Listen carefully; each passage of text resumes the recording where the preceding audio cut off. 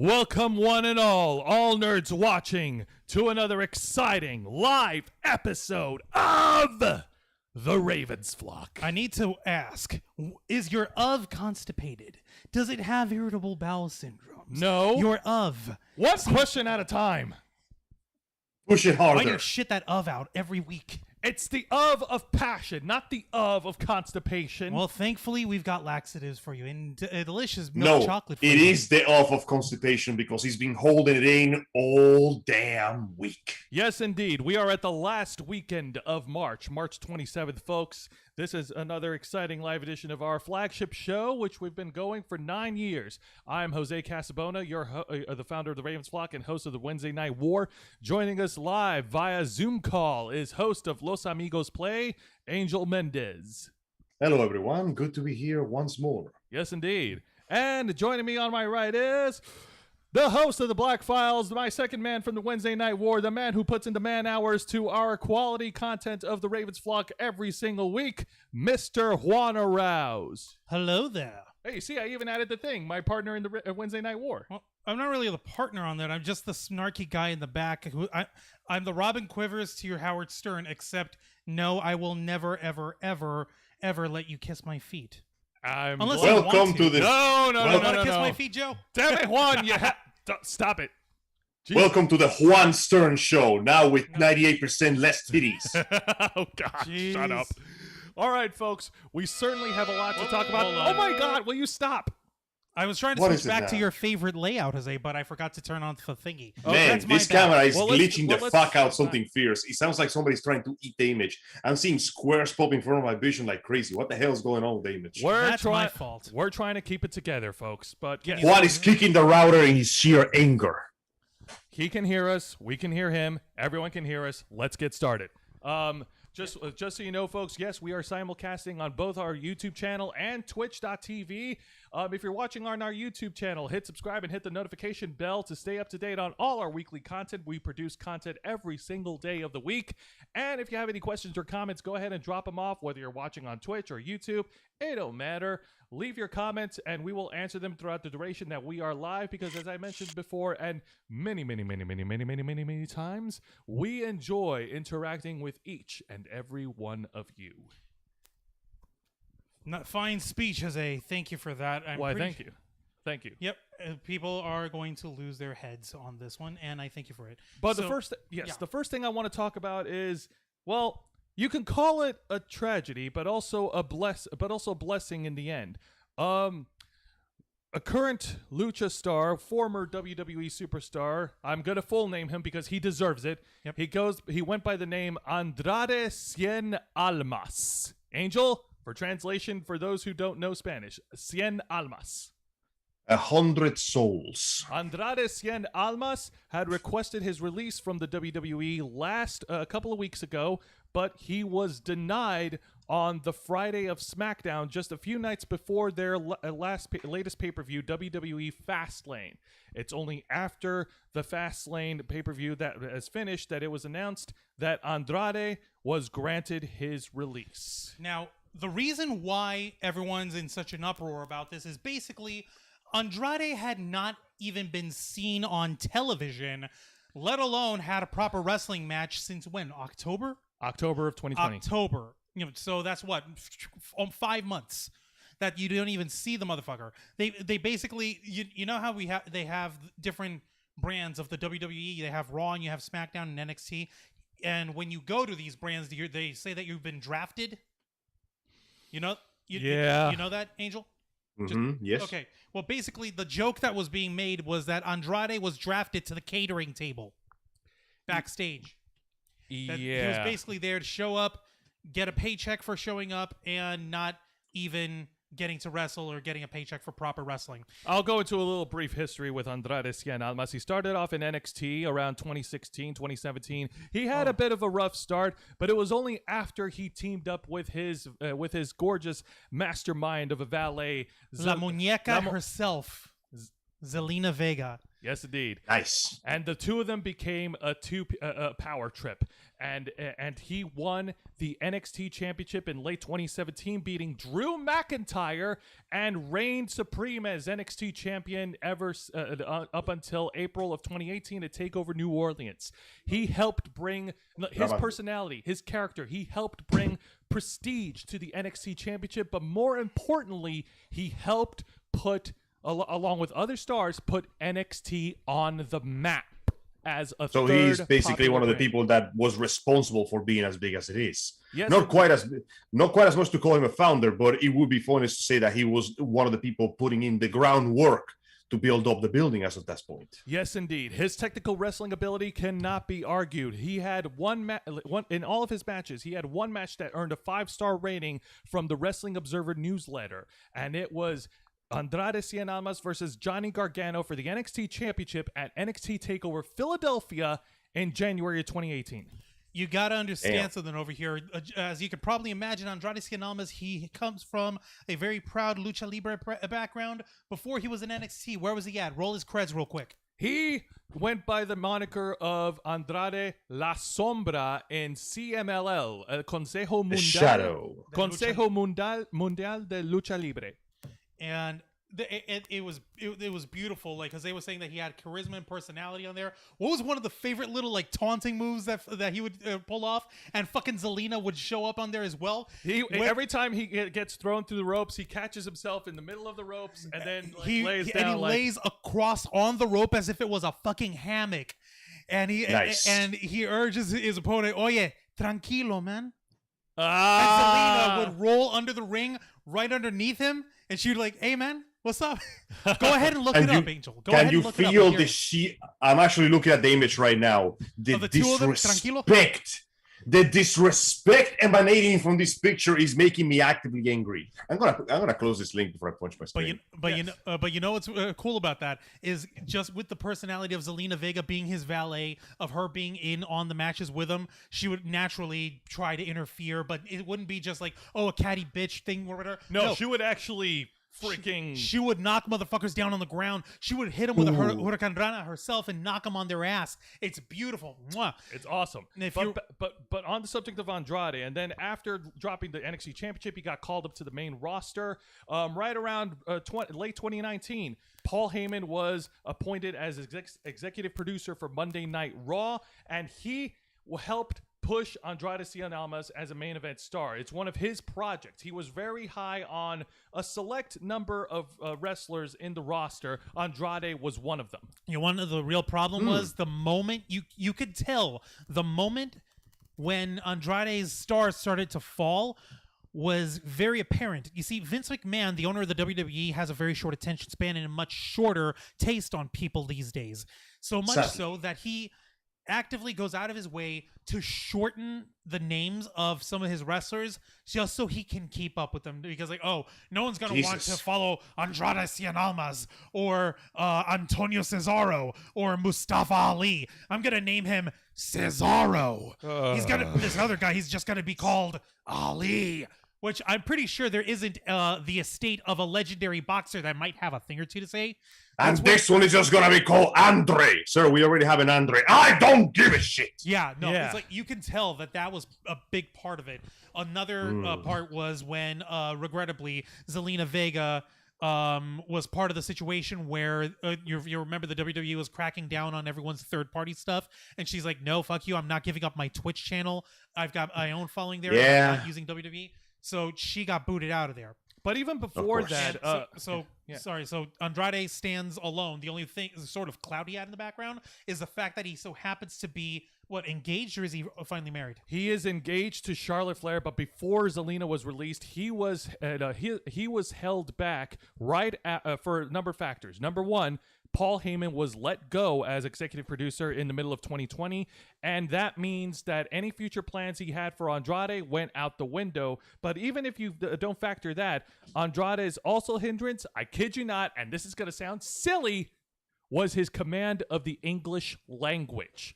Vince really, really wanted him to speak English. Not that he can't. He can speak English, but not in a way that Vince wants him to speak English. Pretty much his quotes, and I looked it up online some time ago. If you don't learn to speak English, you're not going to get a push. Wait. So we got a perfectly good working star here with charisma, a decent gimmick, some good skill, and you're going to boot him up over something that any other producer with a working brain would use as a proper part of the gimmick. Really now? Yeah. Fucking really? I mean, Yeah. at this point, I wish I could say I'm surprised, but this is Vince we're talking about. Do we expect anything else?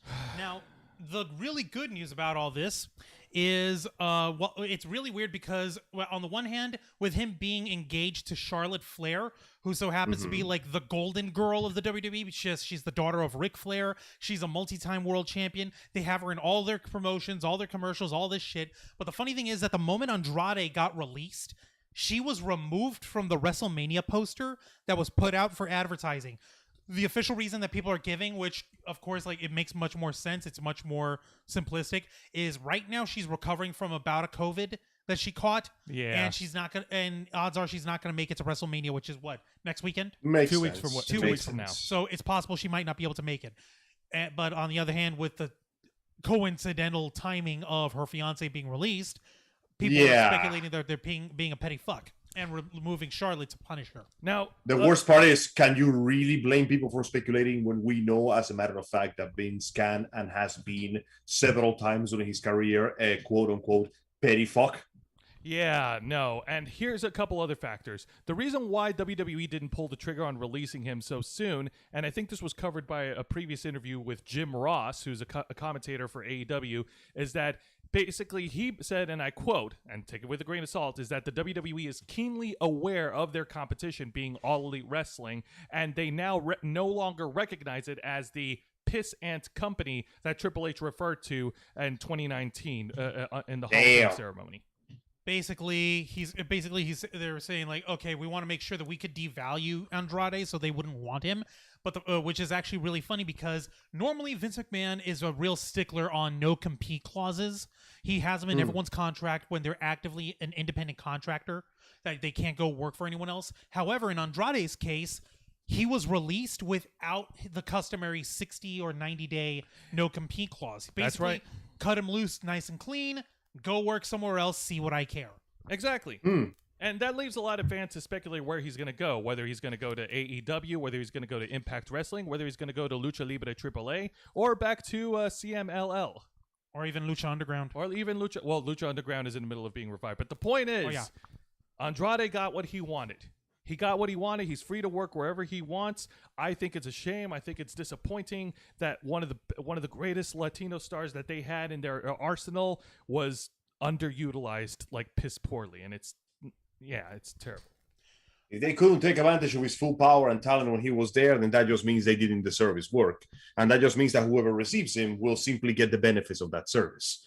Let's see what happens from this point on. But yeah, as usual, today in breaking news, WWE continues to make bad decisions. In other breaking news, water may be wet, and Kojima could stop really predicting the future every 5 seconds. Ain't that the damn truth? Real quick, on the chat, we've got Bunda joining us on the live chat tonight. Hi, Bunda. Good to see you, pal. He's actually putting down a statement over here. Well, you have to look at the past Hispanic wrestlers that were successful in the WWE. Alberto Del Rio, Rey Mysterio, etc. They spoke English really well. That is true. And of course, you know, being able to talk for yourself and being able to cut your own promos is definitely something that is a major boon if you're going to be in the WWE. Vince McMahon isn't just about how well you work. He wants you to be a personality, a star. How well you connect with the crowd. How well you connect with the audience. Which is funny because, like, the one thing that really did help was him being with Zelina Vega, with Thea Trinidad, as she's going by her actual name now. Yep. So I guess, like, one could make that argument, but on the other hand, it's kind of a passe argument over here. You've also had other, like, Mexican luchadors. You had Sin Cara, who was a personality on there. Mm-hmm. You could say what you want about how botchy he is in the ring, but you also had Ultimo Dragon. You had Japanese wrestlers. You had what do you call it? Kalisto. Kalisto could speak English. You have Kalisto. You have Tajiri, who his English wasn't the best, but it was still good enough for being able to contact in the ring. You had Kai Tai, who was Taka Michinoku and Shofunaki. Yep. Let's see here. Shinsuke Nakamura. Shinsuke Nakamura, yeah. Like, obviously, Shinsuke, his English isn't 100%, but he still has the gravity of the personality. He's like the Michael Jackson style flamenco sex god rock star. Yeah, Roy. But then they fucking neuter him because, of course. Why? Because of course they do. Like you said, Angel. Headline: WWE does something stupid. But I hate the fact that you're right, and I hate the fact that how easily the answer to my question wasn't the rhetorical answer I gave 5 minutes before. Oh, cruel irony. Oh, wait, there's no irony. The irony got fired, too. They didn't like his gimmick. I'm sorry. But the point being is that despite all that, I'm happy at least that Andrade Cien Almas got what he wanted. Who knows if he'll go by that name? Who knows if he'll just go by Andrade? Who knows if he'll go back to his previous name, La Sombra? We'll find out in the future. However, not everyone in life gets what they want. Sadly. Yeah, not everyone in their life really gets the justice they deserve, if you think about it. Yeah. Regrettably, one such person happens to be Johnny Depp. And yeah, this is not a very good fucking Yeah, segue. no. So I'm ham-fisting it, but basically, for anyone who hasn't been following on this subject, for the longest time now, Johnny Depp has been in court over in the United Kingdom with The Sun, which is a tabloid newspaper run by Rupert Murdoch. Yes, the billionaire tyrant Rupert Murdoch. Who owns Fox? Well, no, he doesn't own Fox anymore. Oh, yes, he does. Oh, never mind. He owns Fox News. I thought Disney bought him off. No, they bought 20th Century Fox, the studios. Oh, But he okay. still owns Fox News. Go on. The point is, The Sun made a lot of salacious and clearly provably false claims about the divorce that Johnny Depp had with Amber Heard. There was this whole issue of her basically saying that he was being sexually abusive or that he was being horrible to her, and the Sun decided to run with that, and they decided to say, oh no, Johnny Depp is a woman beater, and oh, everyone should praise Amber Heard and shit. It was very slanted, it was very salacious, it was very scandalous, and Joseph, I don't know if you have the full article for it. I can go ahead and pull it up right now. Yeah, that way we can actually quote off of it. He went to court to try and sue the newspaper because they were basically slandering him. They were basically making up shit about him whole cloth.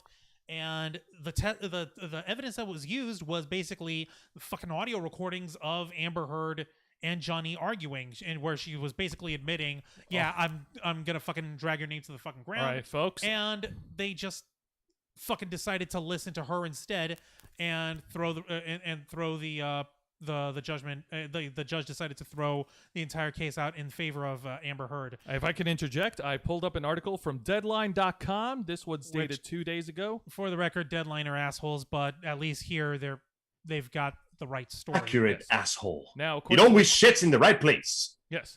Let's see here. Depp was looking to overturn the decision in which Judge Andrew Nicolai ruled that the tabloid was fair in calling him a wife-beater, with the verdict asserting that the accusation was substantially true in regards to his relationship with ex-wife Amber Heard.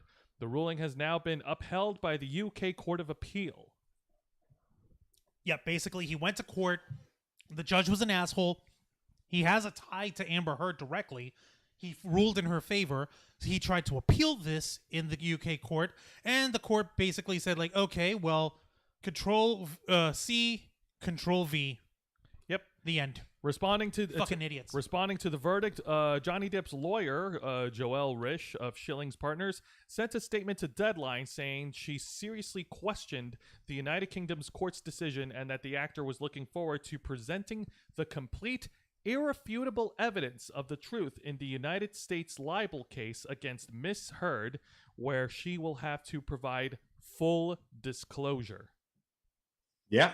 Oh, by the way, let's not forget that in an astounding case of double standards, Johnny Depp has lost his role in the Fantastic Beasts and Where to Fight in chapter of the franchise, and his position in the Pirates of the Caribbean franchise has effectively disappeared, while her career remains more or less completely untouched, to the point that even the rumors of her getting fired from the production of Aquaman 2 have been sustained as incorrect or inaccurate, which means that, once again, reminding us that the UK system of law is complete garbage. He ends up getting the worst of it. She's still walking out of this one flying high. I was gonna say, Angel, can you fix your camera up so we can see your whole face? Yeah, tilt it upward. Yeah, just a little bit There we upward. go. There, Like right this? There Perfect. we Sorry, go. I wasn't sure. Half your Well, face yeah. is cut off. It's not one So yeah, half, remember, there has been a single article in the entire mess calling her an abuser. There is actual recorded proof of her admitting that she abuses him and admitting that she's going to get away with it because she's a woman. She has lost no roles over it.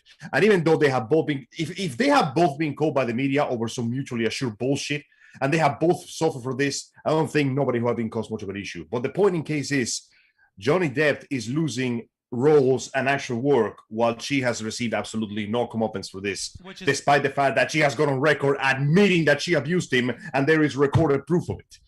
It's actually It's actually almost worse because there's as one other incident on there, which was part of the divorce settlement. Was by the way, Johnny, you're going to have to pay me $7 million, and that money is going to go to charities of sexual abuse and abuse victims. Okay, here's the $7 million. When are you going to go ahead and pass that money along? No, the fucking bitch snowed him over is what she did. Yeah. I'm sorry, I'm not really tough on I'm not really big on demeaning women, but Amber Heard's a fucking bitch. In the fucking descriptions and the fucking recordings of her, she even admits to making a whole mess of herself by shitting in Johnny's bed to get his fucking attention. That is fucking fucked That up. is disgusting. It is gross. I don't care how hot you are. And let's not lie, she's clearly attractive. But that is disgusting. That takes her down from the 8 or 9 that she's at. That knocks her. I was gonna say, you sure about that? Because Because I don't find her attractive. I've seen a picture of her and I'm like, eh. She's classically Hollywood fucking attractive. Here, Okay, well, is what I whatever. mean. The point is, but she's a piece of shit. yeah, she's clearly fucking abusing Johnny. She's clearly abusing the general public's view of women are always the victims. No, women can be abusive too if we're talking about being equal. There are equally women assholes as much as there are men assholes, and as much as there are non-binary assholes who are abusive towards their spouses or partners or friends. Just the same. I don't care what your genitalia is. I care if you're an asshole or not. And this woman is an asshole. A bona fide asshole. She's an asshole. Abuse. Enormous, cataclysmic quantities of bomb holes right in front of the screen. Physical or mental abuse, whichever form it takes, does not discriminate. It can be inclusive no matter what gender you are, no matter who you are. If you're being an asshole and if you're being abusive, then you're the problem. You're the problem because you're the one that started that shit. Oh, and do not forget that the same judge who did the first judgment and went on record stating evidence is irrelevant is now denying him the right to appeal his verdict. That means that Depp now has to go to the Court of Appeals to get the appeal because the UK system is kind of fucked up. That's just it, Angel. He already went to the Court of Appeals. Did, and he was denied the appeal. Well, then it's all fucked because the UK's law system is complete garbage. What the fuck was that? That was my car's alarm going off because I accidentally slapped down my hand so hard I kicked the keys. Jeez. Damn, Angel. I am angered and disgusted, okay? I know. Injustice. Oh my god. Such fucking injustice. And as Juan concluded, she didn't want to give the money to donate them. She just wanted her big, giant fucking piece of cake to herself. Oh, that's right. There was that case showing that essentially she lied about donating money. Yeah, $7 million out the window. 7 million. Just fucking gone. Just why? Why? 7 million? 7 million. Freaking million. There's so much you could 7 million. 7 million. 7 million. 7 million. 7 million. 7 million is all the money I have to play with them. And they went to play the hardest, most expensive game of poker in history. So yeah, there is some complete bullshit going on down here. I can't believe that the words evidence need not applied actually came out of a judge's mouth in this shit. It's disgusting. It really is. And it speaks volumes about their court system over in the United Kingdom.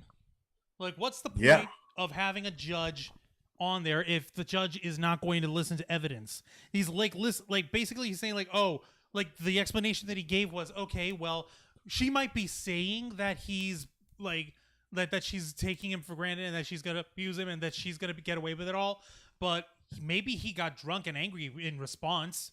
So yeah, I totally believe that he's abusive, and so therefore I believe that he's a woman beater, that he's a wife beater. Like, that was a fucking excuse that he gave. He gave conjecture as an excuse. He gave his opinion on something that was interpreted, something that could be clearly, factually said is black and white, 0 and 1, clear as day. And this motherfucker, instead of going 0 or 1, he decided to go 2. I questioned his qualifications as a judge. Inevitable. But, to the surprise of absolutely no one, the law system of the UK is kind of garbage, to the point that the judge has on multiple occasions refused to allow Depp to enter in evidence that may clear his name and has very openly favored her. And of course, because we live in a life of horrible double standards, ultimately it kind of feels like he's paying for fucking everything while she's walking out of this one with her hands clean. You know, it's hilarious over here because, like, and I'm not trying to make this call out other YouTubers time, but one thing that fucking bugs me is I've been following on Twitter another geek channel, like geek news channel called Clownfish TV, and they seem to really press hard and troll on the whole thing of Johnny being a wife beater on there. And like, I even had us respond to the Ravens like, you do realize that he's innocent, right? You realize that it's a bullshit story. They just I already hate them. No, they just responded like with quotations, allegedly, with big smiley face winky. I'm like, come the fuck on, guys. Like, no, well, it's not a matter of hating or them being idiots. It's like, okay, I get it. You guys make a living off of drawing a lot of clickbait, and they draw on all the standard like polarizing geek issues. I know you've probably seen their stuff. Try and tell me one time on a video where they don't have some sort of tangent talking about hating Kathleen Kennedy from Lucasfilm, or hating Brie Larson, or how modern cartoons and reboots are stupid, and how like Star Wars is dead and only the classic stuff is good. And now they've apparently included, oh, by the way, Johnny Depp really is a woman beater, and haha, Amber Heard is innocent. They even went ahead and championed for the crap about the Snyder Cut, which we'll get into that later on. Yeah, we'll get into that later on. But like, two things. Number one, my personal opinion, based on what you've described to me, I think they're stupid. And number two, now I think they're even more stupid because it sounds like the behavior of an internet troll. No, it's behavior of people who are trying to mine views from the audience that will clearly click on their shit because they just so want they to could get more likes and reposts. Yes. I'm going to have to ask you to send me that link, because what I'm seeing here on their later videos, they actually seem to be agreeing with us on this crud. You're going to have to send me that information. Are you sure about that? Because I can find you the tweet where they were responding saying like allegedly winky face emoji about send that to me, because I want to see it, because most of the time their actual videos on their channel seem to actually support our point of view. Okay, now let's get one thing straight here. There is no 100% guarantee that Mr. Depp had his hands clean. The man actually has a history of somewhat being particularly difficult to work with, but at the end of the day, it doesn't change the fact that what we're reporting is the idea that he's willing to bring proof that would clear his name, and the judge is not going to show it. And B, he's the one that seems to be suffering the most from what's going down on this one. For some bizarre reason, the man who actually suffered from all the abuse is the one that is losing jobs. Meanwhile, the woman that has proved, supposedly there is proof that convicts her, A, the proof is not being allowed to show, and B, she's receiving absolutely no comeuppance for any of this. There is some sick, filthy double standard going on, and I ain't standing for that shit. No one should ever stand for that shit. It's send me that information, because I want to know, because I am getting some weird conflicting information between what they're tweeting and what they're posting. Yeah, because almost every single video that I'm seeing of them supports our point of view on this. Angel, thank you. Okay, but yes, please, go ahead and do some digging work, because I was this close to sending them a hate letter. That being said, don't send them a hate letter. All right, they got bills to pay, they got kids to feed. Of course, you're gonna go with the easy route instead of actually having journalistic integrity and actually trying to be nuanced like we are. All right. I guess. Bullshit! What the? We are not trying to be nuanced. Do not bullshit me. Do not bullshit me, sir. We present the case and we present the facts as they are. We'll give our opinion, but at least we don't try and salaciously go one fucking way on everything. Or like take 5 minutes off of every one of our videos to say, oh, by the way, Brie Larson is the worst. By the way, Kathleen Kennedy is the worst. By the way, Disney's horrifying and dying. By the way, Zack Snyder's a fucking god. And all the shit they've been putting up, and it's you are genuinely losing me on this one, dude, because You're telling me things that are genuinely contradicting what I usually hear from them. So please send me this material so I can peruse it later. I am intrigued. You'll laugh. All right. Well, the point being of all this is it is a very unfortunate and unfair circumstance against Johnny Depp, and Amber Heard is clearly reaping all the benefits. Or in the very least, walking out of it with absolutely no heyday on their way. Some bullshit's going down, people. Yes, indeed. And I really hope that she does get what she deserves someday in the immediate future. That being said, thankfully, not everything in the world of entertainment is piss poorly bad. As, oh boy, okay. I'm trying to compose myself because I think, Juan, you know what I'm going to get into. Oh boy, here we go. Oh yeah, no. Thankfully, there are some bright spots in the universe. There is some beautiful fucking joy to be had, and thankfully there is some good in this world. And this was released, when was this? Yesterday? Friday? When was this released? I think it was released on Thursday. And my folks, my gentle folks, we're talking about a brand new trailer from the much maligned but still an inkling of hope that is the DC Extended Universe. Yes. And this comes from, how did they describe it? From the brilliantly demented mind of James Gunn?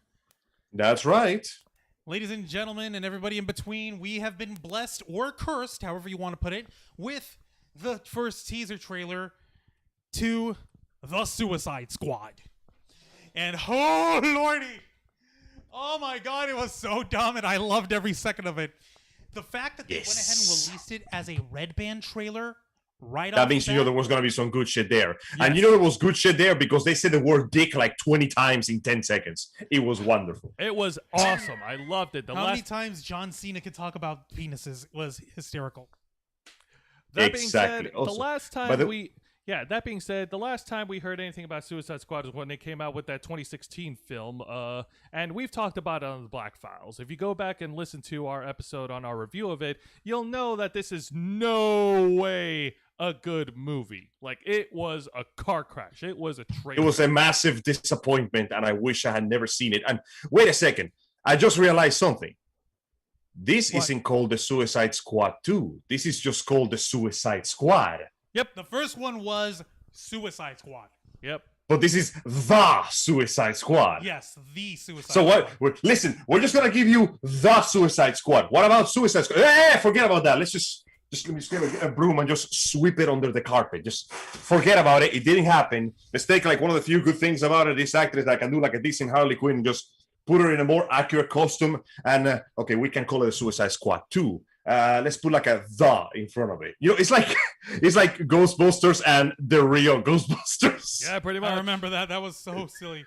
But that being said, so yeah, as Angel mentioned, yes, Margot Robbie is back as Harley Quinn, but this time she's donning the red and black colors as properly, as opposed to the outfits that she had before in Suicide Squad and Birds of Prey. And she's not alone. We've got plenty of other returning cast members.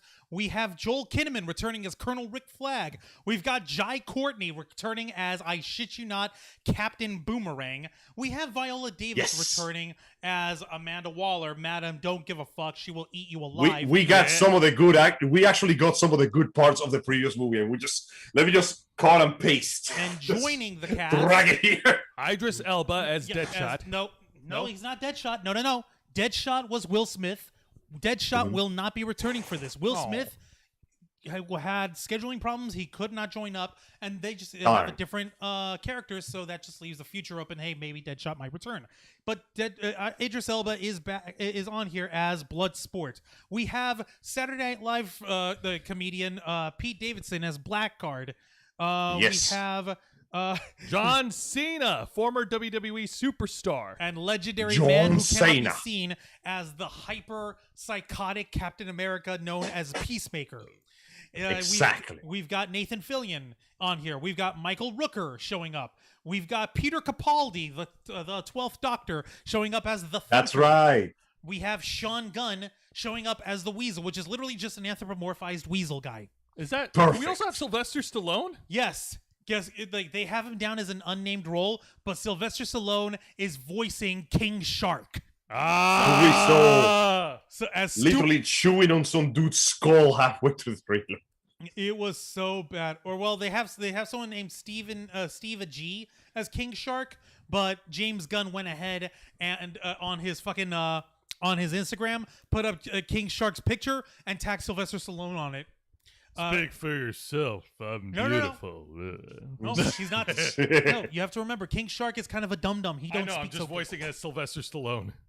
And it's still perfect. I kid you not. Okay, and we also have like one character actor. You may or may not recognize him. Stephen Blackenhart showing up as the Polka Dot Man in the Suicide Squad. What is the deal with the Polka Dot Man? I don't get it. His polka dots each have different different abilities. Takes one off, throws it. It could be a grenade or a sticky bomb or something. That is so weird. It is genuinely one of those, we made this hero and we don't know how to adapt it for modern times, so they're going to languish in obscurity for 5 decades until we figure out what the fuck to do with them. Jesus, at least I understood that one bad guy, Slipknot, the first guy that man dies. who can climb it. Also, ironically enough, of all the surprising things to show up, nobody, and I do mean nobody, was waiting to see Starro, of all characters, come out of a ruined building. In case you're wondering, Starro is an alien life form that attaches to your body and controls you. Essentially, Cthulhu Light. But yeah, no, his giant form with his big dumb eyeball just comes out. You know what's we got a funny freaking... about that? We gotta Caillou up in this shit. Yeah, that was part of the fucking trailer, and it was beautiful. A friend of ours, she goes by Siren Ray Cosplay on Twitter. Hello. She actually put up this fucking tweet that was saying like Warner Brothers executives, the world just isn't ready for a standalone Flash movie and for like actual creativity in the DC comics. James Gunn. Anyway, so here's fucking Starro, folks. Which reminded me of an ancient meme that came out around in the long ago time of 2014. Yeah. Where you had like this one, you'll probably remember this. The picture of Man of Steel, you had fucking Kevin Costner and little Clark Kent. Like Warner Brothers, son, the world just isn't ready for a standalone Wonder Woman film. Underneath, a picture of Rocket. Anyway, here's a fucking raccoon. And what a fucking coincidence that both happened to involve James Gunn going buck wild on the weirdest, dumbest shit that you could put up on camera and just rolling with it, just fucking going. I will give this. Roy. I will give this to the man for as much as I may not particularly care for the man himself. He does have this extraordinary talent to take ideas that everybody says would never work and making them work. So, honestly, if somebody can rescue the Suicide Squad after the mess that was the previous movie, I'll grant it to him. He can do it. The trailer alone almost completely solved it. Why almost? Because 99%. Never bank on absolutes. It's a bad idea. Okay. I mean, that's fine. Also, I would like to give my sincerest condolences to John Cena's intestines. The man tweeted that during the filming of the movie, in order to get a scene perfect, he had to eat empanadas. They had to film the scene 31 times. So he had to eat 31 fucking empanadas. But Angel, no, guys, how do we know this? We can't see him. Well, listen, when the empanadas began to disappear after a while, people started to wonder, wait a second, what the fuck is going on? Okay. And then, when they saw the food disappear into his invisible gullet, they go, oh, I see. So that's how that works. And he said, and I quote, he put an actual tweet here going, I had to eat an empanada and I took it upon myself to try to eat the entire thing in a seamless steak, thinking that it would look great. But it was also a complicated shot for James. So we got to write 31 empanadas later. He said, I think, I didn't throw up, but I think 32 would have been the heave-ho. But I was able to penguin waddle out of there and just relax and unbutton. But people are going to see the movie and nobody's going to care. So please remember the empanadas. We will remember the honor the empanadas. And yes. hopefully this will be a step in the right direction for the DC Extended Universe, because I will say this, despite our criticisms, despite what we said about the Snyder Cut of the Justice League, like I said, I'm speaking for myself as a viewer. I personally enjoyed it because it made more sense, and we finally got a little bit more background on the characters that desperately need it. Yes. Unfortunately, despite its overwhelming success, it wasn't enough to convince Warner Brothers to continue from there. Yeah, they're still considering that thing non-canon, aren't they? Yeah, you're not wrong, guys. That's exactly what's happening here. Basically, what they wound up doing, and this was another thing that I mentioned to you earlier. If you go, I sent you what we were talking about with Clownfish TV about the Snyder Cut, rather about the thing with Johnny Depp. So you'll see that. But basically, an article was put out earlier this week, actually the Monday after they released the Snyder Cut on HBO Max, where they basically went. They had an executive from Warner Media who's basically the head honcho. She's in charge of making the content for Warner Media and for the HBO Max platform. And she basically went on record saying, thank you for the Snyder Cut. Thank you for Zack Snyder on there. That's it. Like right now we have no current plans with Zack Snyder. He has no current plans with us. Well, damn. Regardless, though, I will stand by my choice that even if the result is not good, directors deserve creativity. Okay, fine. They deserve also a couple of editors to tell them when to trim some shit down. But I like the idea of seeing it. Yes, some. Okay. I say this as the man who played and finished Metal Gear 4. You know what I'm talking about.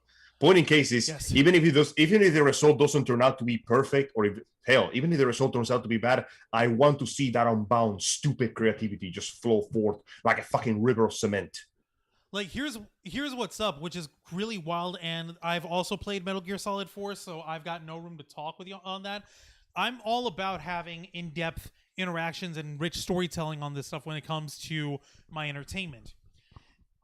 However, there was the mandate that was put down with Warner Brothers is they wanted the Justice League movie to be 2 hours long. There was like for 6 lead superheroes, that 2 hours was an injustice no matter what. Yeah. That's why I still go on record saying that basically they got Joss Whedon in there to fail on purpose because they realized they weren't going to get 2 hours the way they wanted with Zack Snyder. So with the event of Zack Snyder having to leave, they basically got a patsy. They got Joss Whedon to take the fall, to take the work that they're telling him to do. He fucking did it. It wasn't the best in the world.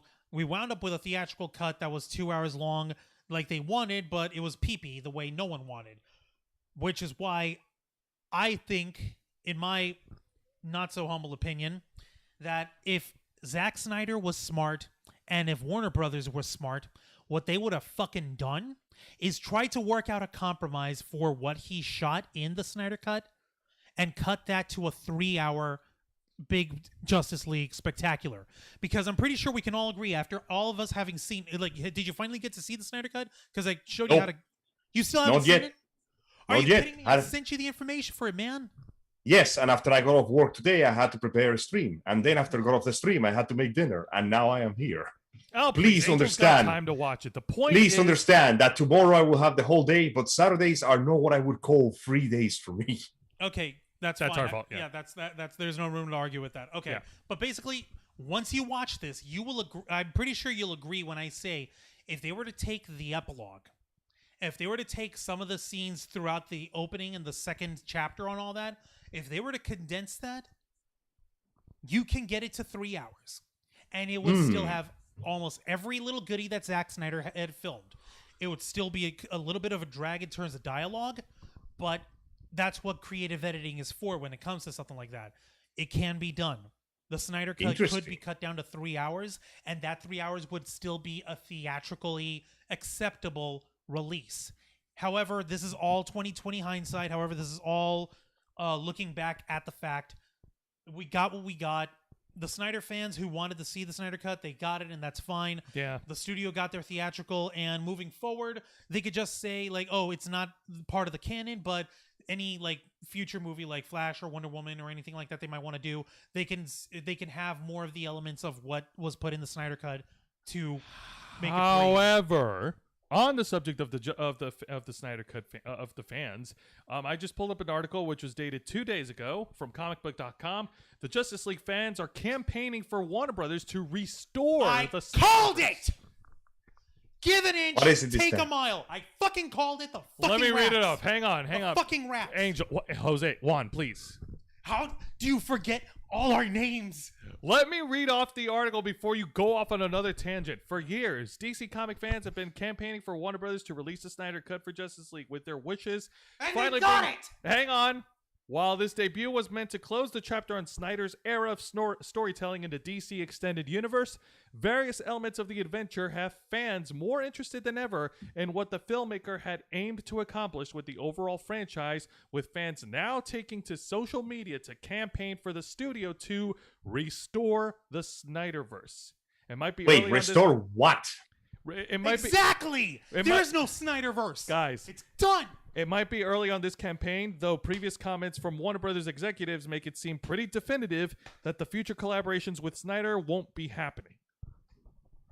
I called I don't get it. Restore what? The dude did his movie the way he wanted to.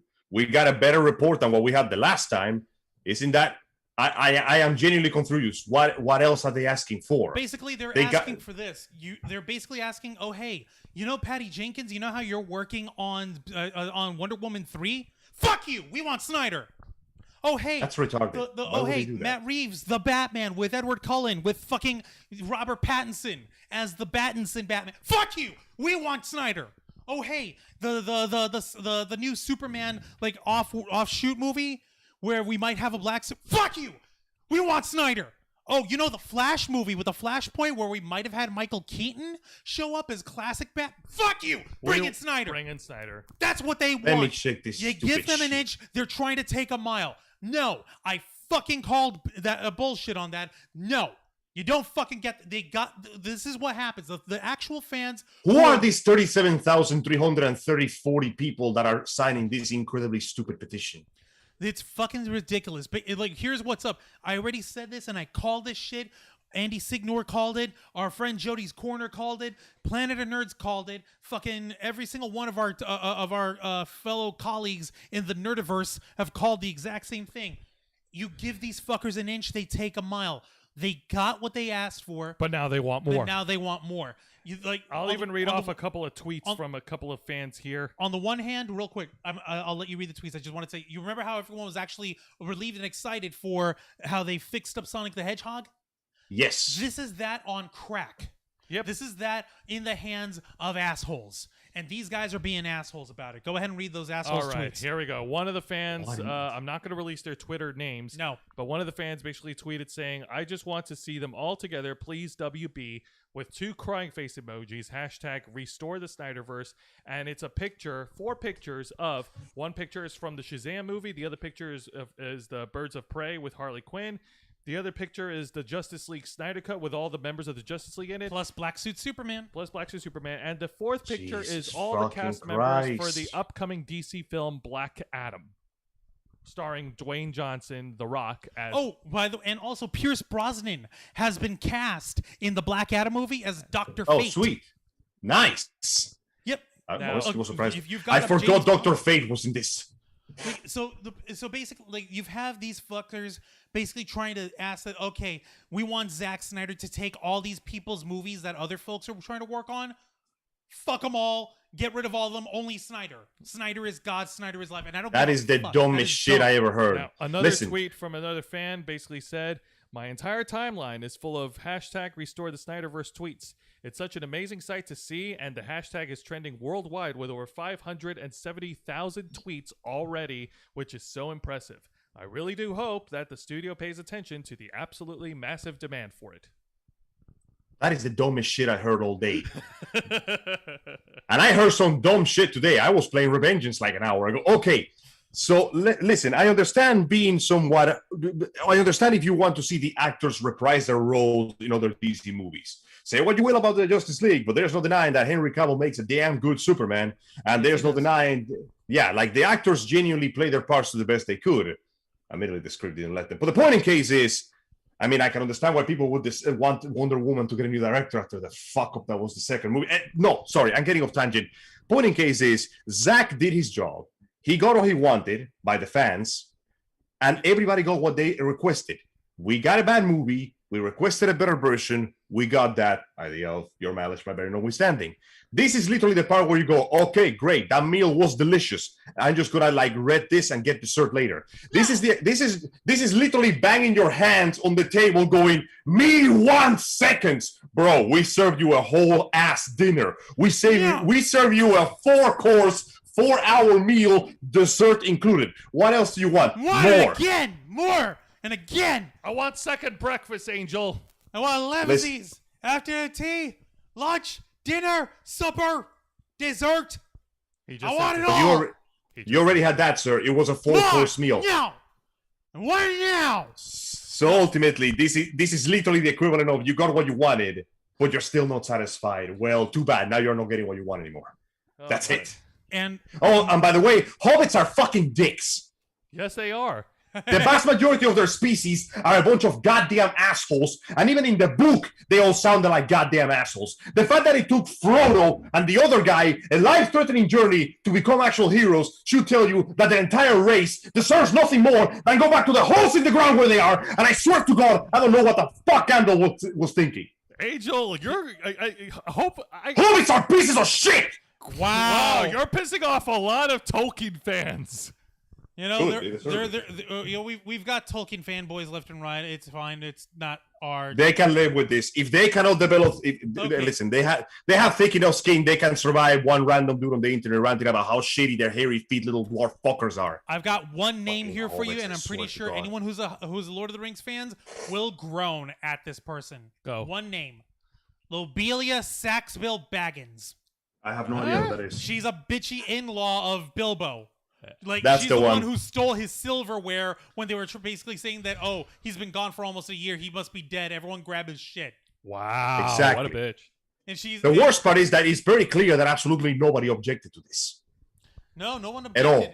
But that being like, if you're not a main character and you're a hobbit, you're a piece of shit.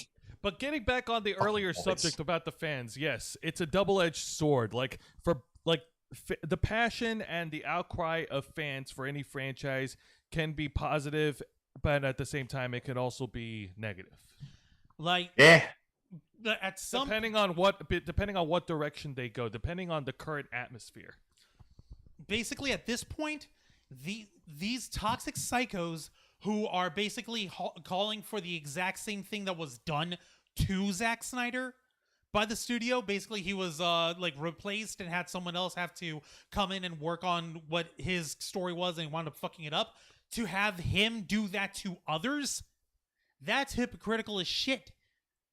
He was basically they took an opportunity to remove him or to have him off the project, or he left, whatever the story is, and someone else had to come in and finish his job. Now these fucking guys want him to do the same to others. That's wrong. That's bullshit. That's not what the original Release the Snyder Cut thing was about. That's cultish behavior. That's why they're the Snyder cult. That's why you got to reject the Snyder cult, and that's why I call them assholes.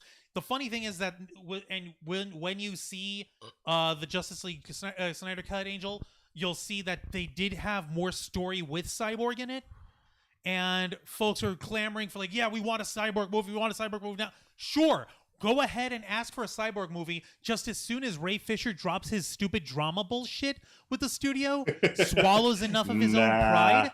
And says, okay, no way. We are more likely to get a different actor for Cyborg than deal with this shit. No, that ain't happening. But that is not happening, my dude. But the thing is, when it comes to the other movies released for the DC Extended Universe, Shazam, Wonder Woman, and Aquaman are examples of movies that don't necessarily need Zack Snyder in the helm. They're a success on their own. You know what? Where is my sequel to Shazam? That is what everybody should be asking for right now. Yeah, no, that one's much more lighthearted. It still had a nice little serious theme. And for as far as it's concerned, as far as trying to keep the aesthetic of cinematography and imagery, it still holds somewhat to Snyder's style that he established. Only difference is it's a little more. It's a little brighter colored. It's not drab, and not everyone's a grimdark motherfucker. You got to remember You Flash can still have fun in a superhero movie. The Flash. The whole point of a superhero movie is to have fun first. The Flash is a scarlet speedster. He's not a burgundy speedster. Wonder Woman, her outfit is red, blue, and gold, not burgundy, navy, and dull brass. And Aquaman's brown. armor. He's the master, the king of the seven seas. His armor, his suit is green and gold. It's not fucking olive drab and worn down brass. And I know that people gushed over the fucking black suit Superman, but when they shot him in the camera, when they had Henry Cavill in the suit was red and blue. Snyder went and made it digitally black suit Superman for no reason. You don't understand. It has to be dark and maybe serious. They're trying to hit, before they announced that they weren't going to continue, maybe it was Zack Snyder's way of trying to hint that Superman's going to turn evil later. No, I don't know. No. This is another case of the main problem with Justice League. Let's cram a million plot points into a small movie from several well-known comic books just so people can go, they did it. They did the thing. Speaking of comic books, Angel, help me out here because you are well-versed in Superman than any of us. Yes. When Superman came back, the return of Superman after the death of Superman, he came back. Did he come back in the black suit or no? Yes, he came back in the black suit to fight an evil clone of himself that was created by Lex Luthor, who was fucking butthurt that Superman died without him having to kill him. It was a surprisingly sad and brutal moment because the clone Superman didn't have his morals. So, okay, you guys remember the Toy Man? Yes. You guys remember how he had that really creepy obsession with sometimes kidnapping children? Yes. Well, guess what? Clone Superman remembered him too, and he was having none of that shit. He lifted him in the air. He lifted him in the air 50 feet and then dropped him to his death. Okay, so then good Superman showed up with a black suit and they have a big dramatic fight because the dramatic irony is like, oh, hey, the good Superman is dressed like an evil Superman would be. And even then, evil Superman, when he died, his last words were literally, please protect this city. Okay, so Snyder was getting some inspiration from the comics of having Superman return in the black suit. And not even properly. Does anyone actually remember the difference between the black suit and his classic blue and red suit? The difference was the black suit that Superman was wearing was actually a specifically designed Kryptonian suit. A solar suit. Yes. It was basically a solar suit to help him reabsorb solar energy, the yellow sun energy, to help him heal because he's been kind of a fatal case of dead.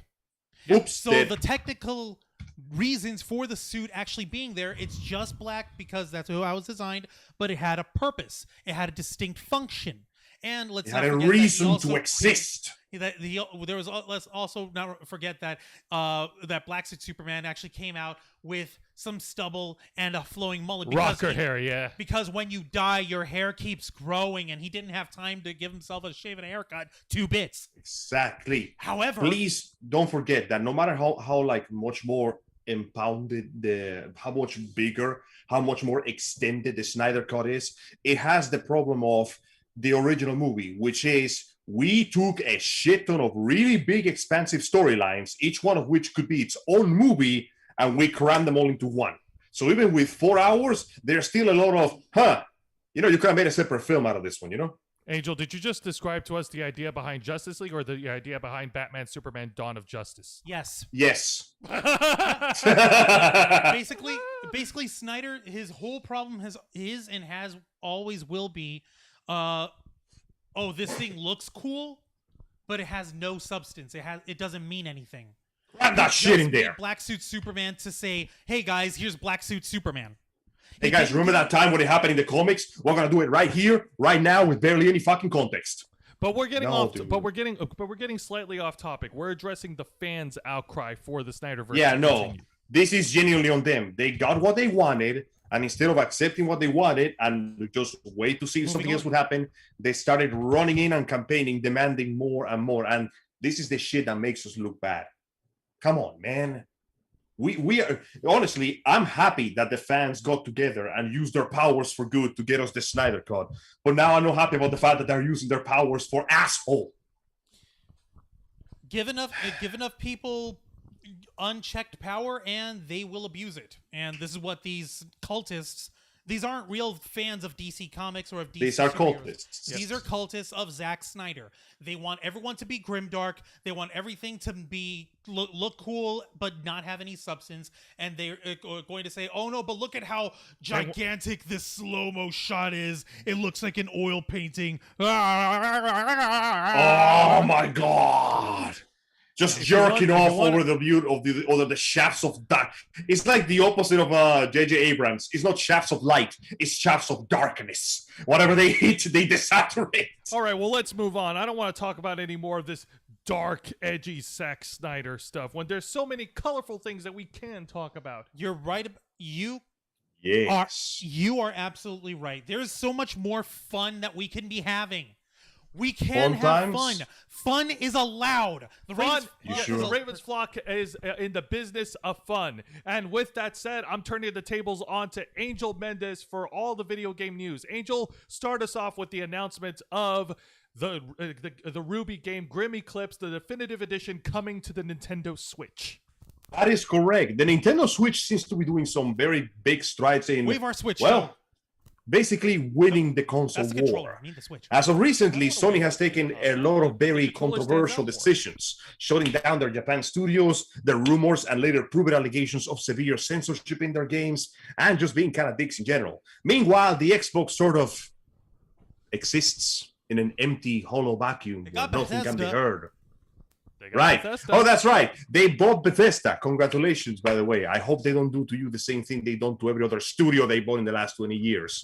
But aside from that, though, it appears that Nintendo is leading the race, if you can call it so, because as of recently, they are releasing title after title, bundle after bundle, and winning the hearts and minds of the gaming community again. While just a day ago, Monster Hunter Rise was released, which means that now everybody's jumping onto the hunting bandwagon and losing their shit again. We're getting the game on PC in like a year or so. I'm going to wait. But yes, aside from the new titles that we're getting, the Steam game, previously Steam game, Ruby Grim Eclipse has been released with all the information and all the DLC, which includes new stages, areas, maps, enemies, boss fights, and the fact that you get to play as Team Juniper this time. Yay! Well, I'm guessing Team Juniper and the Tulpa illusion of Pyrrha, who doesn't exist anymore. Don't do that to me, man. It's funny. Suffer like I did. Fuck you. No. You can say what you want about Ruby, the animated series that all this stemmed from and that all this is going on with. We can say that all the live long day, and I've heard that the season 8 is. It got worse. I've been keeping up with it. It genuinely got worse. Because somehow they managed to take a character. Okay, I'm not going to spoil you, so I can tell you about it later on a longer time, because otherwise I'll be here all goddamn night. But let's just say that, let's take character A. Oh no, we accidentally make this character more reasonable than the good guys. Juan, what would you do if you accidentally made the antagonist far more reasonable than the good guys? Well, it's easy. You show that their reasonability is actually a folly and it's a smokescreen, and you have the good guys expose them for that. And that's why you're not working for Rooster Teeth, you fucking untalented piece of shit hack. Don't you know that the right thing that you have to do is take the character, strip them of all rationality over a shitty excuse, and literally make everything go right for the good guys 100% of the time, so the plot itself proves them right? Don't you believe in destiny, motherfucker? No, what? Oh, yeah, no, I'm not going to go into it, but let's just say that they took rational character who opposed good guys and essentially did everything in their power to make sure that rational character became a screaming, raving maniac. Wow. What? Okay. You know what? Stop right there. Before I start hating Ruby. Again. Because I really did like the last episode where I left off. I don't want to spoil anything for those who haven't watched any of Season 8 whatsoever. Which includes all of our friends. Like Kelsey and Corey, they're still in on that, right? Yes. Hi, I'm sorry, guys. Hi, Kelsey. Hi, Corey. Hi. I'm really sorry, guys. But the point is, the last episode that you and I saw, Angel, is like they actually had a pretty good thing going. Yes, but you know how the episode ended with literally the one thing they needed to solve the problem landing in front of them? Yeah. Oh, God. Imagine that forever. No. Imagine literally the good guys don't actually have to exert themselves or face difficult moral quandaries or decisions. All of their decisions will be good no matter what happens. Oh, by the way, little spoiler. By the end of the series, the main characters essentially create a refugee crisis. Okay, For yeah, fuck's let's stop sake, right man. there. Please stop. Please No. stop. Don't worry. It's okay. It's okay. Somehow the plot will just solve the problem for them. It's how it always works. All right. Well, getting back on the video game subject, But, God. like, That as far as sounds- the actual game is concerned, you're saying you're Oh, no, basically as far as the talking actual game is concerned, it's very nice, somewhat 8 out of 10-ish, good beat 'em up with some really fun gameplay, some admittedly semi-arenas, but overall, it's a pretty good game. Recommend it if you like beat 'em ups. Well, that's good. about- That's good. Yay! But I Angel, like beat 'em ups. I like beat 'em ups too. You know what else I like? I like people who are passionate about the things they like. Angel, I know how much you gush over all your games, including one very specific because you talk about it a lot, and don't say you don't. The Yes, I award do. winning. Ghost of Tsushima. That's right, the beloved, fantastic, beautiful, extraordinary game, Ghost of Tsushima. The one that, despite being a AAA title, somehow found itself as the underdog in a race against The Last of Us 2 and managed to win brilliant, shining colors. It doesn't matter if it didn't took home the awards, it took home our hearts. In fact, the game was so damn good that as of recently, the creators of the game have been officially named ambassadors to the island of Tsushima itself. Think about that for a second. Wait, what? That's Wait, right. Wait. Yeah. The island of Tsushima in Japan, the nation of Japan. Yes, the actual island, the actual ambassador, the creators of the game directors Nate Fox and creative director Jason Corwell are permanent tourist ambassadors to the city of Tsushima in Nagasaki, the island, which was announced a couple of weeks ago. The ceremony will be done digitally due to travel restrictions, of course, but they will be presented with a nice award letter of appreciation, and the city will collaborate with Sony Interactive to set up a new tourism campaign based on the game to encourage the fans to learn more about the island and its beautiful key landmarks. Well, that's actually really cool. That is fucking awesome, man. That The is major- fucking awesome. It really is. The Like, major fucking himself real, of the island, Hiroki Hitakatsu, explained why they were awarded the honor. He said, Fox and Connell have spread the name and history of Tsushima to the whole world in a wonderful way. Even a lot of Japanese people don't know much about the history of the Genko period. When it comes to the world, the name and the location of Tsushima, it is literally unknown. So I cannot thank them enough for telling our story with such phenomenal graphics and profound grace. He went on to explain while the award has been given to other people in the past, this is the first time it has been done to somebody who spread the name and history of Tsushima through their works. The appointment of tourism ambassador is from today until they do no longer wish to have it. In fact, I've been thinking of discussing about appointing the role to them ever since I discovered that we're using our name as the name for their work. Well, I did not appoint them for the purpose of having them do anything in the future. Thanks to the two of them, Sucker Punch Productions and Square Enix, I have heard from people all over the world that I have learned about Tsushima through their works, and now they want to see it and know it. So there you have it. The dudes have done such an amazing work that the mayor of the island of Tsushima said, for bringing our island to the world, you are welcome into our island anytime you want to. Well, that's so sweet of them. That is That's fucking awesome. cool, man. And you know what, Angel? That's not the only good news about Ghost of Tsushima. but wait, there's more. As of 2 days That's ago. right. Yes, as of 2 days ago, reported on Variety.com and other news sources, Sony is making a Ghost of Tsushima movie with the director of John Wick, director Chad Stahelski. Bruh. I genuinely cannot wait for this one. I know, video game adaptations have let us down before. In fact, video game adaptations have continued to let me down unless your name is Monster Sonic Hunter. the Hedgehog. Yeah, Angel, Or- you're still It Angel is still Stop. protesting to get his money back from watching. hurts. It hurts so That's much. what you get I- for breaking quarantine, Angel. That's the price you Oh. pay. The money isn't the price. Well, guess you are what? punished with mediocrity. That's what you get. Well, guess what? I will do it again to watch Godzilla versus King Kong. And hopefully that one will return into something good. But point in case is, I have high hopes with this one because A, it's Ghost of Tsushima. It's a good old classic samurai power fantasy film. It's kind of hard to fuck that up. And second is the director of John Wick's work. And so far, the guy has not let me down with what he's done. Have they given us any idea of like an approximate date, or they're just All saying right, that we just started here's working the on it? details here from Variety.com. Stelsky, along with Alex Young and Jason Spitz, will be producing the film adaptation via their company, 8711 Entertainment. Let's see. There's a couple others that will produce it from PlayStation Productions. Sucker Punch Productions, that we've mentioned earlier, will serve as executive producers, with Peter Kang overseeing the project. Hey, nice. Yes. Very nice. Yep. You know, I know this is gonna sound somewhat unrealistic, but I hope that they get the main character's voice actor, Jin Sakai, to play him, because the dude looks exactly like him. 100% exactly like him. Funny you mentioned that.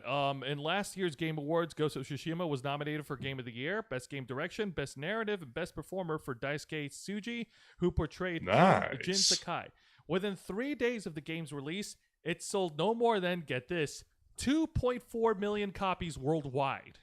Nice. Yep. I am so proud of this of Sucker Punch Studios, because everybody, let's be honest, when Ghost of Tsushima was announced the first time, the general reaction was, it was kind of okay. Like the trailer didn't show much. People didn't know what it was about.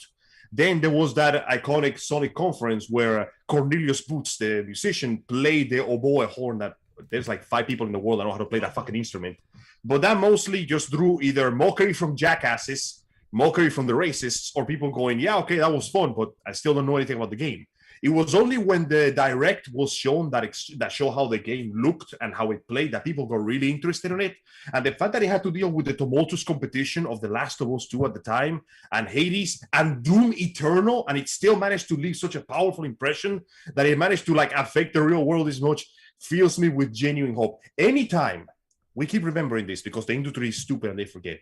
Every single time, some dumbass upstairs likes to say that single-player games are dead. Every single time, games like this come out to prove them wrong. Again and again, and I hope that they keep doing it because we need more good single-player games, especially the ones that let you just get lost in these beautiful open worlds. I still remember that Garden of Spider Lilies where you fight the first rogue samurai. That shit was amazing, dude. It genuinely, dude, what's the word? 4chan loves to throw this stupid term around. Kino, it means cinematic. And normally I hate using the word cinematic when it comes to games, but walking through a misty valley filled with red lilies as the sun goes down, and you see the samurai waiting for you with a straw hat, and you got a straw hat too, and he's got a sword, and you got a sword, and you get to him and he goes, I've been waiting for you. And the main character goes, I so see. So are you going to walk away or are we going to do this? I'm like, fuck! It was so good that I genuinely felt like I was watching a samurai at the risk of sounding like a video game journalist. You really feel like a samurai. No, here's the thing, Angel. You're not just being a journalist about video games. You're being a fan of a video game, of video games, of enjoying yourself while playing a video game, of having fun. And that kind of reaction, that sort of fervor is healthy. It's fine. Taking it to the extreme like the Snyder cult does, that's when it becomes a problem. But thus lies the insanity of man. Exactly. As long as you're enjoying it, then that's all that matters. And this type of positive movement, we can't say that it had nothing to do with the overwhelming success of Ghost of Tsushima. And I'm glad that they got the director of the John Wick movies to be involved in this. I am genuinely happy that they did as well. I won't lie, I was a little worried, but you know what? I am happily surprised by how well this game is done. I was expecting this game to do good, but not perfect, because even though I love the hell out of the game, I understand that this is not the kind of games people play anymore. The Assassin's Creed series has oversaturated the market with that type of gameplay to the point that people hear Assassin's Creed and just go, yeah, whatever. So the fact that they were willing to do this and it came out so well is genuinely one of the greatest triumphs of the gaming industry, which God knows we need a few of those right now. Yes. It's so much fun. It's so much fun. It's so much fun. What's not fun, however, for those who have it, is that apparently Xbox Live is transitioning over to the Xbox Network. It's so really it just begins. A rebrand. Yeah, it's just a rebrand. Have you looked up on that, Angel? I have not checked on that one yet, but if it's ultimately just changing the name, then it's not really a big deal. It's just its own thing. Yeah, it's not really a big deal. It's not the end of the world. Let's not make too much of it. Yeah. It's okay. We ain't gonna die today. No. Nobody's gonna die today. So save that trouble for another day. Exactly. We're gonna have a good day. Yeah, I was gonna say, like, we still got plenty of time. If you're watching right now, go ahead and leave your questions and comments about anything that we've just discussed. Are you hyped for Ghost of Tsushima, the movie? Are you hyped for the Ruby Definitive Edition coming to the Nintendo Switch? Like, go ahead and tell us about it in the comments. Let us know. Share these videos. Share this live stream. Let people know that you're talking with the Ravens flock. Let people know that you're part of the conversation where we're trying to make your voice our mission. We're trying every single week. We work hard, we bust our ass, we bring this news to you, we give you our take. We want to hear your take. And As busted. Yes, indeed. and one, like, I did actually want to add one little positive thing here before we start wrapping up for the night, guys. Okay. Something that I shared, I believe I shared it on Friday. It was actually I shared it to all of y'all, and I shared it to most of the Facebook groups and on Twitter where the Ravens flock is active. A beautiful, a heart-wrenching song performed by Madame Donna Burke. And it's this beautiful song called Cosplay Anthem. And she released it. It was like late Thursday, early Friday morning. And I shared it with all you guys when I got up in the morning. I know that we have trouble going on in the con community in Florida. There's problems that we're dealing with, and I wanted us to all have a nice little feel-good moment. And I went ahead and shared that song. I wanted to know if you had actually had a chance to hear it, Angel. It was actually a very nice song. It was surprisingly really nice. heartfelt for the like heavy ass lyrics he was dropping on me there. Like, damn, son. It's so fucking sweet. And I went ahead and since the Ravens flock was sharing this, we went ahead and shared this and tagged Miss Donna Burke for sharing this song. The tweet that we put out, a gorgeous song by Donna Burke dedicated to cosplayers worldwide. #cosplay anthem. #cosplay is for everyone. She responded with "Thank you. I hope it really lifts our spirits." It really does. Yes, because it did. Yeah, no. So of course, Ms. Donna Burke. For those who may not be in the know, or if you guys know that we're fans of Metal Gear over here, she's the voice of the iDroid in MGSV, and she did the songs for Peace Walker and The Phantom Pain. One of your favorite songs, Heaven's Divide. Heaven's Divide. I always lose myself to that song. It's a beautiful song. And this song, Cosplay Anthem. If it's okay if we can clip this last little part so I can go ahead and also tag the video in the description. By all means, yeah, go ahead. Yeah, you just have to make one more thumbnail. I'll send you the thing. I go no worries. Thanks. Don't worry about it. So for those of y'all who are watching this in the replay, go ahead and check out the video. It's in the description below. Go ahead and subscribe to Donna Burke. She is a world treasure. I would say a national treasure, but she's not American. She's from down under, and she is, oh my god, she's such a fucking sweetheart. And that was so beautiful. And I'm like, I really needed this when I got up the other day. And with the craziness that we were dealing with, especially locally here in the con community, with drama and craziness that we're dealing with now. Yeah, we could use something positive. We could all use something that just shows just unadulterated something love. Pure, something uplifting, something decent, something good, something nice and clean and pretty, unlike con communities. But this is dedicated to cosplayers, and hopefully this nice little gesture helps give folks something to smile about. Exactly. Gosh. I guess we're kind of done early, aren't we? Yeah, I guess we're done early. And of course, as I mentioned on all our videos, we appreciate each and every single one of you who has watched our stream and also interacted on the chat, whether it's the Wednesday Night War, whether it's the Black Files, whether it's Los Amigos Play coming back earlier a couple hours ago, or whether it's our flagship show, it doesn't matter. I said it once and I'll say it again. We appreciate every single one of you watching, listening, and interacting with us because we enjoy talking with each and every one of you. With that said, since it's the last weekend of March, Juancho, go ahead and plug us away.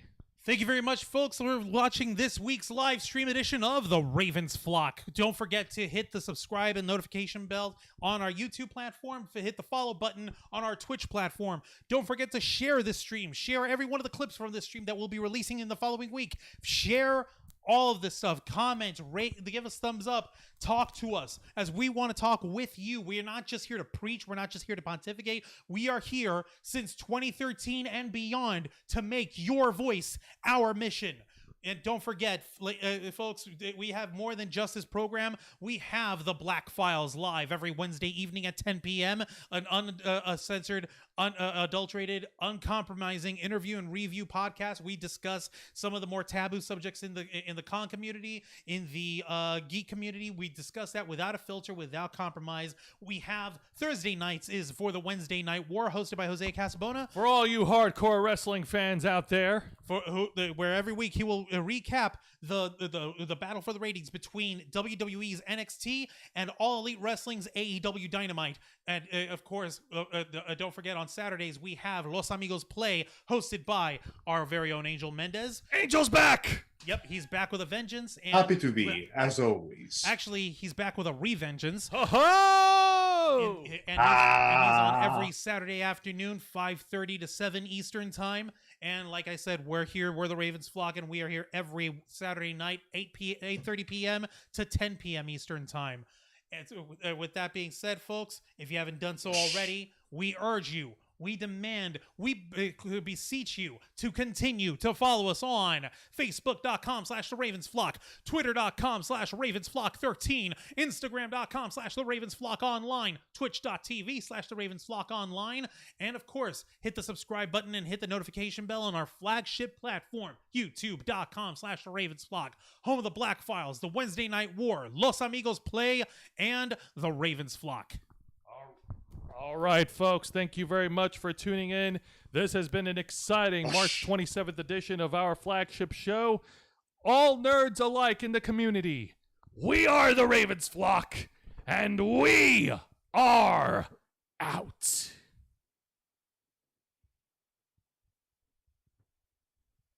Have a good night.